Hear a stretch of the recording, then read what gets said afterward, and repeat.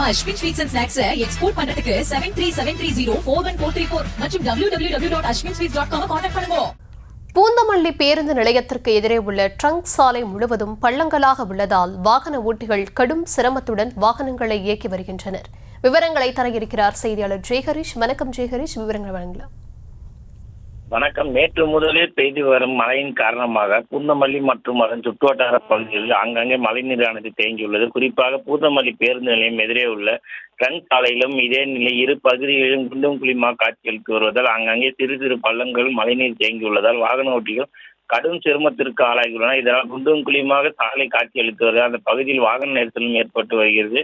குறிப்பாக metro rail கட்டுமான பணிகள் நடந்து வரும் நிலையில் இந்த பகுதியில் சாலை இருபுறங்களும் குண்டும் குழியுமாக காட்சியளித்து வருவதால் சாலையை சீரமைக்க வேண்டும் என்ற கோரிக்கையும் எழுந்துள்ளது. மேலும் மெட்ரோ பணி நடைபெற்று வருவதால் சாலையும் குறுகலாக உள்ளதால் அதில் மழைநீரும் தேங்கி குண்டும் குழியுமாக உள்ளதால் வாகன ஓட்டிகள் அந்த சாலையை பயன்படுத்த முடியாமல் மிகுந்த சிரமத்திற்கு உள்ளாகியுள்ளதும் குறிப்பிடத்தக்கது.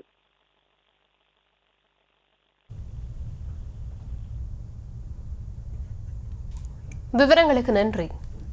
நம்ம Ashwin sweets and snacks export பண்றதுக்கு 7373041434 மற்றும் www.ashwinsweets.com கான்டாக்ட் பண்ணுங்க.